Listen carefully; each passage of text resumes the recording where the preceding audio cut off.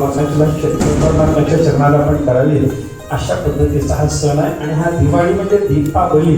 आवली म्हणजे पंक्ती. आपल्याकडे एका दिव्याचं ताप नाही, अनेक दिवे असावे अशा पद्धतीची व्यवस्था.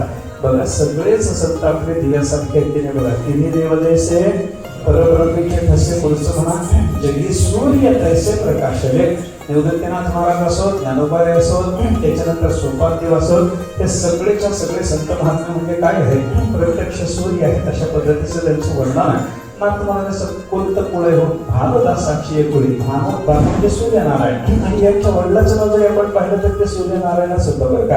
म्हणजे सूर्यनारायणाच्या पोटी भानुदासाच्या कुळामध्ये जन्माला आलेले नाथ महाराज ते सुद्धा एक प्रकारचे सूर्य म्हणण्यासारखे आहेत. असंच आपल्याला चिंतन करता येतं.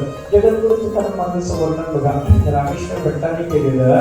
रामेश्वर भट्ट जगद्गुरु तुकाराम महाराजांचं जे वर्णन करतात त्याच्यामध्ये त्यांनी काय सांगितलंय, संत ग्रह गेळी जगदांधे गेळे पहिल उदयाचळी भानू तुका. सगळ्या संत ही सगळी संत मंडळी म्हणजे काय आहे, नवग्रहाच्या स्थानी ऐका पहा म्हणजे या सगळ्या संत मंडळीला संत ग्रह गेळी जगदांधे गेळे.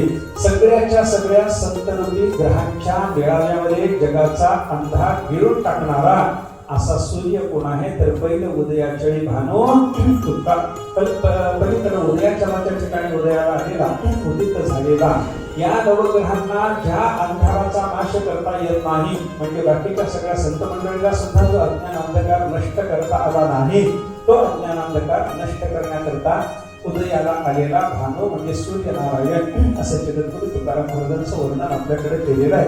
हे सगळे सूर्य म्हणजे सगळी तेज आहे आणि हे तेज सगळीच्या सगळे आपल्याला प्रकाश देणारी अशी दीपावली आहे. अशा पद्धतीचं चिंतन यांच्याबद्दल आपल्याला करता येतं. ज्ञानोबाला कैवल्य तेज म्हणतात. जगद्गुरु तुकाराम महाराजांना सद्गुरु धाम म्हणतात. धाम म्हणजे तेजच आहे आणि कैवल्य तेज हे तेजच आहे. सद्गुरूच्या स्वरूपाचं असलेलं तेज काय आणि कैवल्य स्वरूपाचं असलेलं तेज काय अशा पद्धतीची सगळीच्या सगळी तेजाची आवली आपल्याकडे आहे.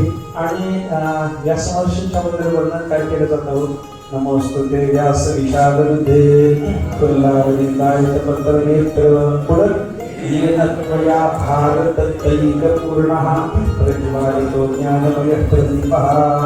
अंतःकरणाच्या पंक्तीमध्ये महाभारत सगळंच्या सगळं तेलाच्या सारखं होतं. ज्ञानमय प्रदीप प्रज्वलित करण्याचं काम कोणी केलं असेल तर ते असं मनुष्याने केलं. महाभारताचं तेल वापरलं आणि त्याने काय केलं, ज्ञानमय प्रदीप प्रकाशित केला. केवळ व्यासांनी ज्ञान प्रदीप प्रकाशित केला असं आपल्याला समजायचं कारण नाही. ज्ञानेश्वर महाराज ब्रह्म साम्राज्य दीपिका हे सुद्धा असे दिवस प्रकट केले संत महात्म्याने. प्रज्वालित ज्ञानमय प्रदीप हे केवळ व्यासांचं वर्णन नसून सगळ्याच्या सगळ्या संत महात्म्यांनी हा ज्ञानमय प्रदीप प्रज्वलित केलेला आहे. तेव्हा ज्ञानमय प्रदीप प्रज्वलित करणारे हे सगळेच्या सगळे संत महात्मे किंवा सूर्य स्वरूपात असलेले हे सगळेच्या सगळे संत महात्मे या दीपावली आपल्या जीवनात आपल्याला सर्वांना प्राप्त व्हाव्यात. म्हणजे या सगळ्या संतांचं दर्शनही आपल्याला व्हावं. दीपावली प्राप्त होणं संतांना जर दीप म्हणलेलं असेल तर ही दीपावली आपल्या जीवनात प्राप्त व्हावी.